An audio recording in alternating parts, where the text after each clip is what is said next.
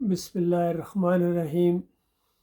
میرے پیارو، یہ زندگی ایک مرتبہ ملی ہے۔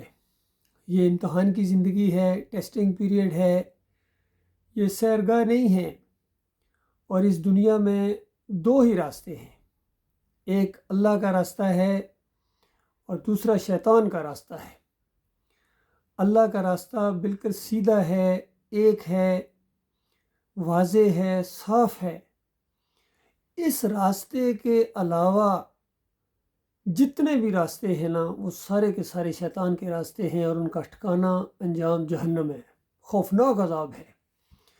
تمام انبیاء نے ایک ہی بات کی، ایک ہی راستہ دکھایا جسے ہم ہر صلات کے اندر مانگتے ہیں، اہدنا الصراط المستقیم۔ یا اللہ ہمیں سیدھا راستہ دکھا، یعنی اسلام کا راستہ، سیدھا راستہ۔ صراط الذین انعمت علیہم، ان لوگوں کا راستہ جن پر تو نے انعام کیا۔ اور سورہ نساء میں فرمایا یہ 4 قسم کے لوگ ہیں جن پر میں نے انعام کیا، انبیاء ہیں، صدیقین ہیں، شہداء ہیں، صالحین ہیں۔ یہ درجات ہیں، راستہ ایک ہی ہے اور سب نے ایک ہی دعوت دی ہے، ان اعبدوا اللہ واجتنبوا الطاغوت۔ اللہ کی بندگی کرو، اللہ کے فرما بردار بن جاؤ، دنیا میں اللہ کو خوش کرنے کی کوشش کرو۔ طرح طرح کے حالات میں ڈال کر اللہ تعالیٰ آپ کو آزمائے گا، کبھی خوشی، کبھی غم، کبھی پریشانی، کہ تمہارا رویہ کیا ہے۔ خوشیاں، غم، پریشانیاں ہر بندے کے ساتھ ہوں گی، لیکن اس کا جو رویہ ہوگا وہ اصل میں اس کے نامہ اعمال میں لکھ دیا جائے گا، اسی کے اوپر اس کا آخرت کا نتیجہ نکلنے والا ہے۔ آج میں نے ایک سیاسی لیڈر کو سنا، کہنے لگے کہ میں کوئی پالیٹکس نہیں کر رہا ہوں، میں جہاد کر رہا ہوں۔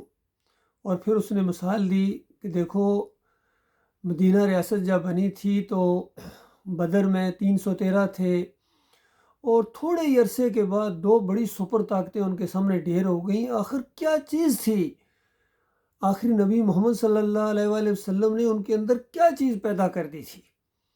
تو وہ گویا آج کے لوگوں کے اندر وہ چیز پیدا کرنا چاہ رہے ہیں، لیکن ان کا عمل کتنا اس عمل سے مختلف ہے۔ اس عمل کے پیچھے جو مدینہ ریاست بنی تھی، 13 سال مکہ کے اندر ماریں کھانا پڑی تھیں، اور توحید کی دعوت انہوں نے دی تھی کہ اللہ کے علاوہ کسی اور کے سامنے نہ جھکو، ان مورتیوں کے سامنے نہ جھکو، مزاروں کے سامنے نہ جھکو، مندروں کے سامنے نہ جھکو، گزرے ہوئے انبیاء اور صالحین کو مدد کے لیے مت پکارو، وہ تمہارے مشکل کشا حاجت روا نہیں ہیں، وہ تمہاری پکاریں سنتے ہی نہیں ہیں، اور تمہاری آواز ہوا میں بکھر جاتی ہے، اور اللہ تعالیٰ نے سن لی ہے، اس نے منع کیا لیکن تم نہیں منع ہو رہے ہو۔ مرنے کے بعد تمہیں وہ آگ لگنے والی ہے جو بجھائے نہ بجھے گی، اور تمہارے بڑے اکابرین سارے کے سارے ناکام ہو کے، جنہوں نے یہ کفر کا راستہ، شرک کا راستہ اختیار کیا ہے، وہ مارے گئے۔ اور انکم وما تعبدون من دون اللہ حسب جہنم انتم لہا واردون، تم اور تمہارے سارے یہ معبود، یہ ساری مورتیاں، سارے مزار، سارے گنبد، سارے تمہارے یہ لیڈر، تمہارے پیر اور مولوی، اور جتنے تمہیں کفر و شرک سکھانے والے، اس راستے پر چلانے والے لوگ ہیں، یہ سارے کے سارے جہنم کے آقا ایندھن بنیں گے۔ تو اس دعوت نے کھلبلی مچا دی تھی، اس دعوت کی وجہ سے مکہ سے نکالے گئے تھے، مکی عربی بولنے والے تھے، عرب تھے، جان گئے تھے کہ یہ کیا کہہ رہے ہیں۔ 360 کی کھال اتار دی انہوں نے، اور سب کو ختم کر کے ایک الہ، ایک معبود بنا دیا۔ بس اس سے ان کے معاش کے اوپر چوٹ پڑی تھی، ان کے پورے سسٹم کے اوپر چوٹ پڑی تھی۔ تو یہ طریقہ انبیاء کا طریقہ ہے ہر دور کے اندر۔ انہوں نے تعداد نہیں دیکھی ہے، نہ انہوں نے الیکشن لڑے ہیں۔ نوح علیہ السلام نے 950 سال یہ دعوت دی، ابراہیم علیہ السلام اکیلے کھڑے ہوئے ہیں اور کفر و شرک کے خلاف انہوں نے آواز بلند کی، اور ان کے سارے داتاؤں، مشکل کشاؤں، حاجت رواؤں کا کچومر نکال لیا ہے۔ تو اس انداز سے ہر دور میں یہ دعوت اٹھی ہے، یہ ہے نیک لوگوں کا راستہ، یہ ہے انبیاء کا راستہ۔ باقی ہمارے لیڈر جا کے مزاروں کے سامنے سجدے کرو، کوئی حلوے بانٹ رہا ہے وہاں، کوئی چادریں چڑھا رہا ہے، کوئی وہاں جا کے عرس اور میلے کر رہا ہے، کوئی امام زامن باندھ رہا ہے، کوئی گھوڑے کی پوجا میں لگا ہوا ہے، کوئی 12ویں کا کیک کاٹ رہا ہے، کوئی 11ویں کی دیگ پکا رہا ہے، کوئی شربت حلیم اور گھوٹ رہا ہے، اور کہتے ہیں میں جہاد کر رہا ہوں۔ ہاں تم ملک کے لیے قوم کے لیے کر رہے ہو، لیکن اللہ کے راستے کے تم مجاہد نہیں ہو، اور اگر شہید ہو جاؤ اس راستے کے اندر تو جنت میں نہیں جاؤ گے، تم جمہوریت کے شہید ہوں گے، تم اپنی قوم کے شہید ہوں گے، اور اپنے مسلک کے، بریلویت کے، دیوبندیت کے، اہل حدیثیت کے تم ہو سکتے ہو شہید، لیکن اسلام وہ تو ایمان خالص سے آتا ہے بھائی۔ لیکن ہمارے ہاں دیکھیں جتنے کہ بڑے بڑے لیڈر ہیں، کوئی نظام مصطفیٰ کا نام لیا کسی نے اور پھر حلوے چڑھائے انہوں نے علی جوہری کی قبر کے اوپر، کسی نے کہا کہ ہم نبی کا دین تخت پر لائیں گے، اور پھر کہتے ہیں کہ داتا دربار جاؤ تو وہاں حلوے کی پلیٹ آ جاتی ہے، مٹھائی دل میں سوچو تو مٹھائی آ جاتی ہے، پھر یا رسول اللہ مدد کے نعرے اور لبیک یا رسول اللہ کی پکاریں۔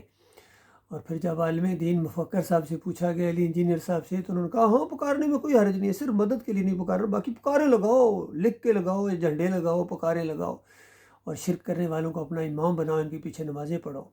کوئی وحدت الوجود کو بیان کر رہا ہے، کوئی جمہوریت کو ثابت کر رہا ہے، کوئی سجدہ تعظیمی ثابت کر رہا ہے، سارے لگے ہوئے ہیں اپنی اپنی جگہ۔